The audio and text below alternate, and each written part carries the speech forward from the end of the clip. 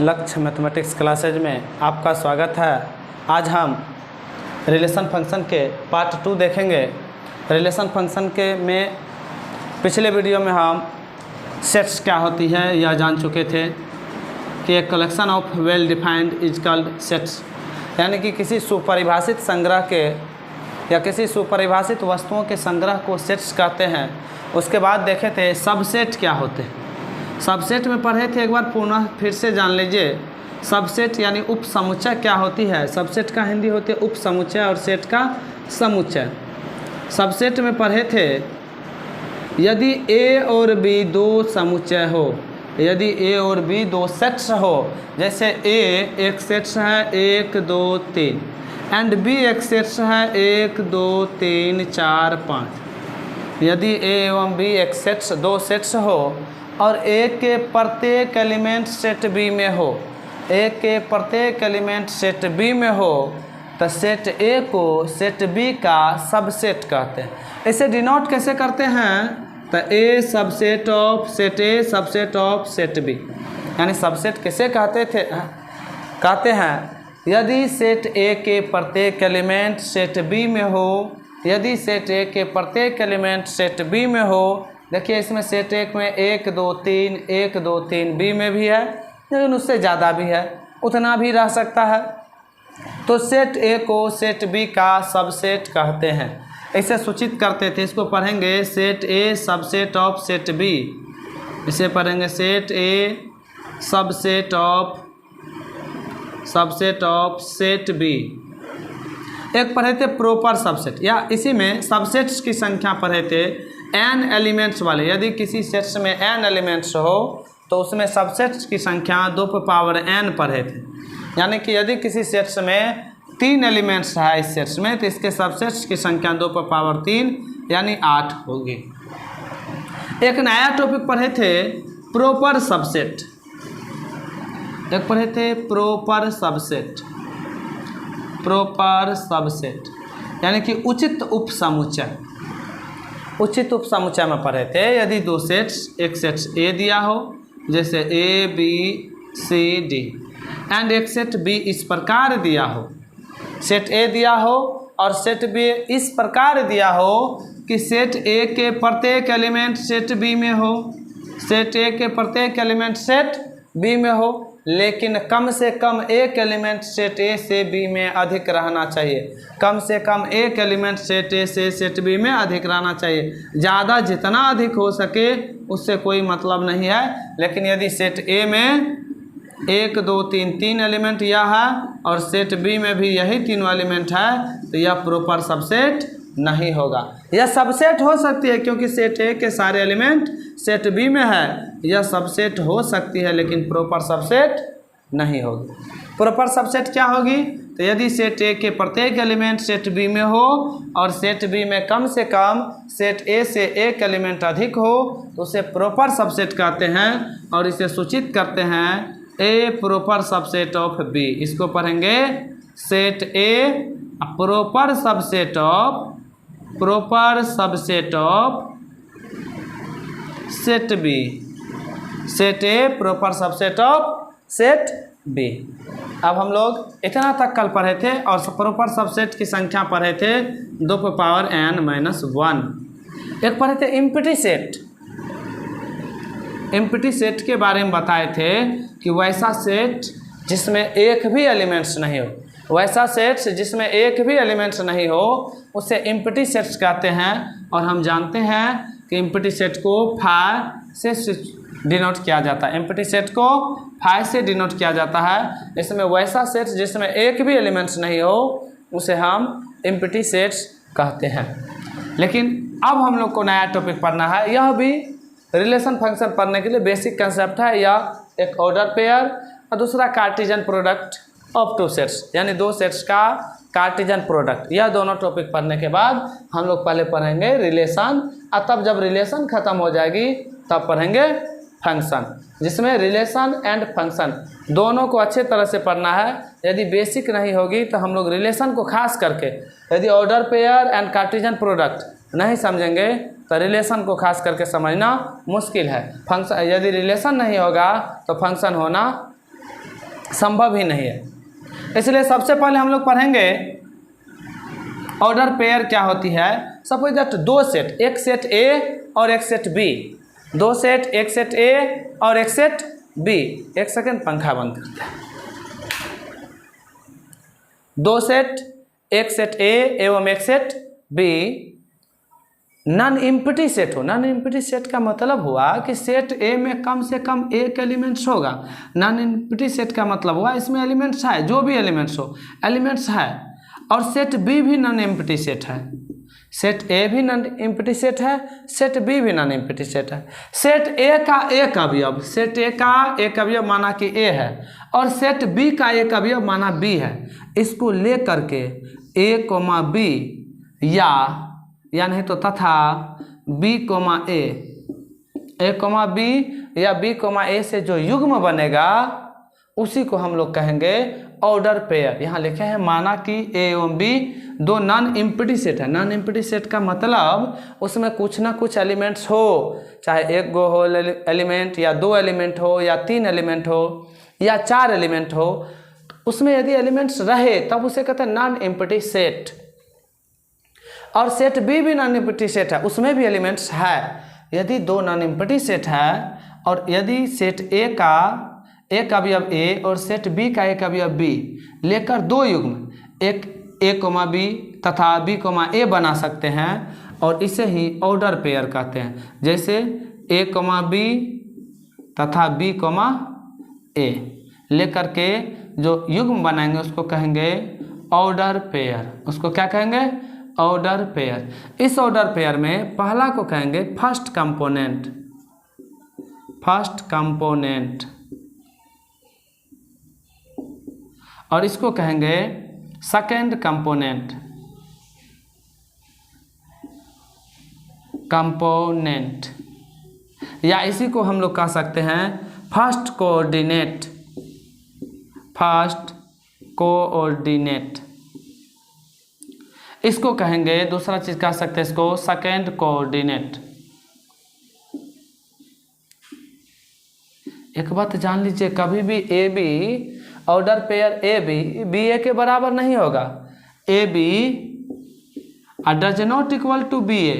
यह नहीं सोचेंगे कि ए बी और बी ए आपस में बराबर है, यह कभी बराबर नहीं। यह बराबर कब होगा? जब यह एलिमेंट्स ए बी के बराबर हो जाए और बी ए के बराबर हो जाए तब। यानी कि दो गो ऑर्डर पेयर इक्वल कब होगा? यानी कि दो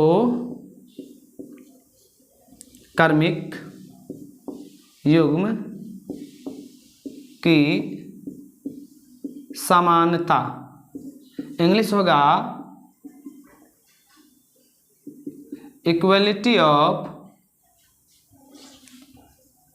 टू ऑर्डर पेयर। दो ऑर्डर पेयर इक्वल कब होगा? यदि A1, B1 तथा A2, B2 दो ऑर्डर पेयर हो, ऑर्डर पेयर हो तो ये समान होंगे, समान होंगे यदि और केवल यदि, यदि और केवल यदि, केवल यदि A1 equal to A2 and B1 equal to B2। यानी कि जब A1 A2 के बराबर और B1 B2 के बराबर हो तब वह ऑर्डर पेयर समान होगा, अन्यथा ऑर्डर पेयर समान नहीं होगा। फिर से देख लेंगे ऑर्डर पेयर क्या होती है। यदि दो गो सेट ए और बी नॉन एम्प्टी सेट हो, नॉन एम्प्टी सेट का मतलब कुछ ना कुछ एलिमेंट्स हो दोनों सेट्स में, तब अब सेट ए का कोई अवयव ए एवं बी का कोई अवयव बी लेकर दो युग्म ए बी या बी ए बना सकते हैं और इसी को हम लोग कहेंगे ऑर्डर पेयर। इसी को क्या कहेंगे? Order pair. ए बी तथा बी ए ऑर्डर पेयर होगा। इसमें शुरुआत वाले को फर्स्ट कंपोनेंट, बाद वाले को सेकंड कंपोनेंट। इसमें या first component B, second component A. First component का दूसरा नाम फर्स्ट कोऑर्डिनेट भी बोल सकते हैं इसको सेकंड कंपोनेंट। या ए बी और बी ए कभी भी ऑर्डर पेयर आपस में बराबर नहीं होगा, तो ये बराबर कब होगा? दो क्रमिक युग्म की समानता, equality of two order pair. यदि A1 B1 तथा A2 B2 दो ऑर्डर पेयर हो तो ये समान होगा यदि और केवल यदि A1 बराबर A2 एंड B1 बराबर B2। पहले इसका आप लोग स्क्रीनशॉट ले लें, तब हम इसके बाद Cartesian product of two set पढ़ेंगे, जो सबसे इंपॉर्टेंट बातें होगी। अब हम Cartesian product of two sets पढ़ेंगे, यानी कि दो समुच्चयों का कार्तीय गुणन। Cartesian product of two sets यानी दो समुच्चयों का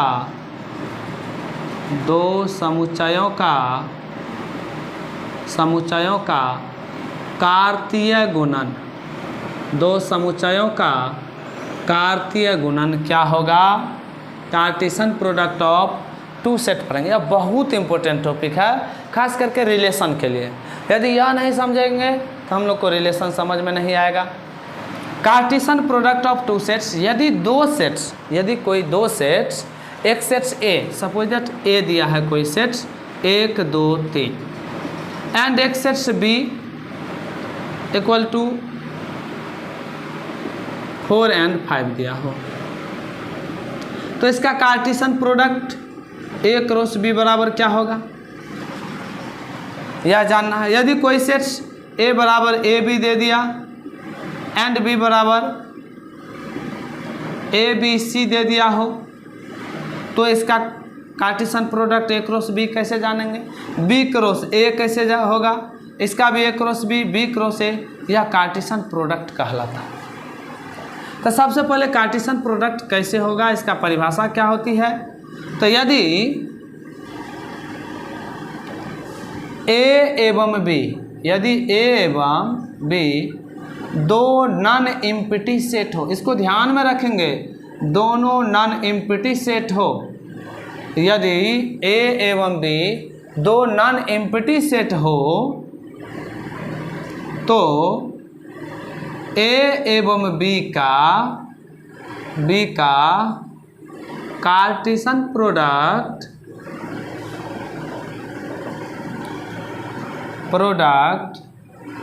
निम्न प्रकार परिभाषित होता है। निम्न प्रकार परिभाषित होता है। Cartesian product of A cross B बराबर ऑर्डर पेयर ऑफ उसका एलिमेंट, पहले का एलिमेंट ए और दूसरे सेट्स का एलिमेंट बी, या ऑर्डर पेयर सच दैट जहाँ A belongs to set A and B belongs to set B। Example इसका देख लेंगे। यदि set A equal to 1 2 3 and set B equal to, सीखेंगे इसको निकालने के लिए। यदि सेट A बराबर 1 2 3 एंड सेट B बराबर 4 5, तो इसका कार्टेशियन प्रोडक्ट क्या होगा? ए क्रॉस बी बराबर इसका सेट ए का पहला एलिमेंट, सेट बी का दूसरा एलिमेंट, पहला एलिमेंट सेट ए का पहला, सेट ए का पहला, सेट बी का 1 4 कॉमा, इसका पहला इसका दूसरा 1 5 कॉमा, अब इसका दूसरा इसका पहला 2 4, इसका दूसरा 2 5, फिर इसका तीसरा इसका पहला 3 4, फिर 3 5, यह हो गया ए क्रॉस बी। एंड यदि बी क्रॉस ए पूछ दिया जाए तो पहले बी क्रॉस ए, तो पहले यह बी वाला का होगा फर्स्ट एलिमेंट 4 1, फिर 4 2, फिर 4 3, देखिए 4 1 4, उसके बाद 2 लिए, 4 3 लिए, फिर अब 5 1 5 1 5 2 और फिर 5 3। यही हो गया इसका कार्टेशियन प्रोडक्ट। या ए क्रॉस बी या बी क्रॉस ए दोनों आपस में कभी भी बराबर नहीं है, इस कारण हम लिख सकते हैं A cross B does not equal to B cross A. पहले इसका स्क्रीनशॉट ले लीजिए, तब हम पुनः कार्टेशियन प्रोडक्ट का और एग्जाम्पल देखें।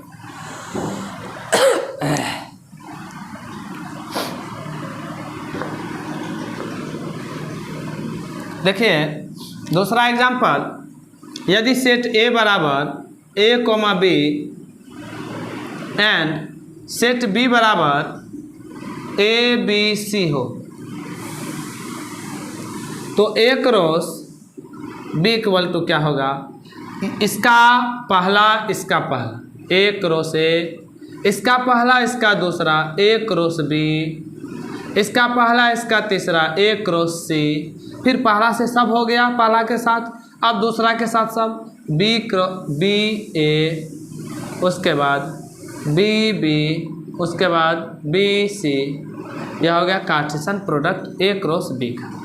एंड यदि बी क्रॉस ए रहे तो पहले बी का एलिमेंट तब ए का एलिमेंट ए के साथ या दोनों ए, फिर ए बी, फिर अब ए का दोनों के साथ हो गया बी ए, फिर बी बी, फिर सी का सी ए, फिर सी बी।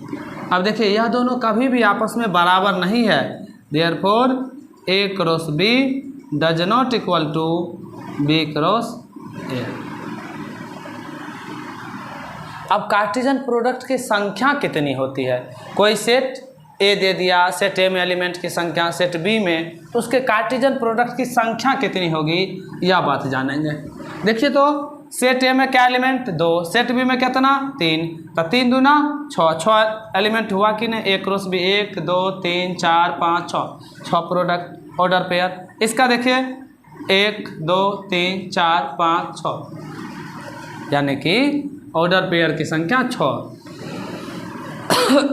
नोट में लिखेंगे यदि नंबर ऑफ सेट ए बराबर P and number of set B बराबर Q, तो या therefore number of set A cross B equal to P cross Q। इसको अच्छे तरीक़ा से याद रखेंगे, यानी कि यदि एक सेट A में 5 एलिमेंट और सेट B में 3 एलिमेंट, तो उसके कार्टेशियन प्रोडक्ट की संख्या या ऑर्डर पेयर की संख्या कितना होगी, तो 5 दूना 10 यानी P गुना Q, तो 5 इसमें और 3 इसमें, तो 5 या 15, 5 इसमें 2 इसमें, तो 5 दूना 10, 6 इसमें 4 इसमें, 6 चौके 24, या 2 इसमें 8 इसमें, 8 दूना 16। अब एक दूसरा नोट पॉइंट लिखेंगे, यदि number of set A equal to 5 या number of set B equal to 5, then number of A cross B equal to 0। क्योंकि हम जानते हैं कि कार्टेशियन प्रोडक्ट तभी होगा जब ए एवं बी नॉन एम्प्टी सेट हो, यानी दोनों में से यदि कोई एक एम्प्टी सेट हो जाए तो उसका कार्टेशियन प्रोडक्ट नहीं हो सकता है, यानी कि उसके कार्टेशियन प्रोडक्ट की संख्या 0 होगी, उसके कार्टेशियन प्रोडक्ट की संख्या 0 होगी, because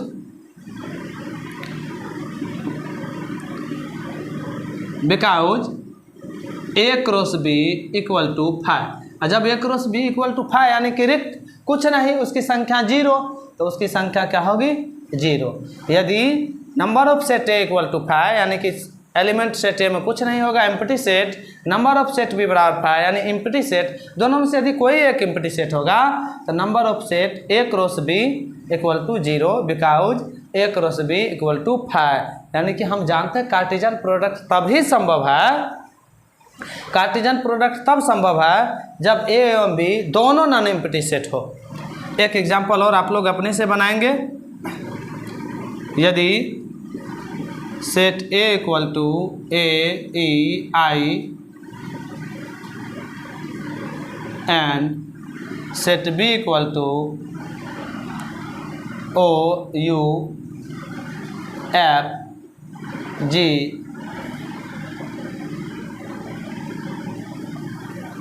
therefore A cross B equal to, पहले ए के साथ लेंगे ए ओ, फिर हो जाएगा ए यू, फिर ए से एफ के साथ ए एफ, फिर ए से जी के साथ ए जी, फिर अब ई से ई ओ ई यू, फिर ई एफ, फिर ई जी, फिर क्या होगी ई के साथ हो गया आई के साथ आई ओ आई यू आई एफ आई जी। देखिए इसमें कितना एलिमेंट्स, 3 एलिमेंट्स, इसमें कितना 4। यदि number of set A equal to 3, number of set B equal to 4, then number of set A cross B equal to 3 गुना 4, दोनों को गुना हो जाएगा 12।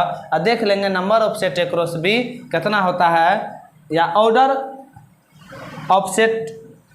Pair of set A cross B equal to 1 2 3 4 5 6 7 8 9 10 11 12। और हम लोग इस सूत्र पे भी जाते थे तो 12 ही हुआ। इसका मतलब हम लोग, यह सूत्र बिल्कुल सही है, हमें कार्टेशियन प्रोडक्ट निकालने के लिए हो गया। अब रिलेशन जब पढ़ेंगे तो उसमें कार्टेशियन प्रोडक्ट निकालने के लिए कहेगा। सबसे पहले यदि पिछला वीडियो नहीं देखे हैं तो रिलेशन फंक्शन का पार्ट 1 देखें, उसके बाद पार्ट 2 देखें। यदि समझ में नहीं आता है तो एक बार फिर से देखें, उसके बाद अगला वीडियो देखें। यदि वीडियो अच्छा लगे तो लाइक एवं शेयर ज़रूर करना। मिलते हैं अगले वीडियो में। Bye bye, take care.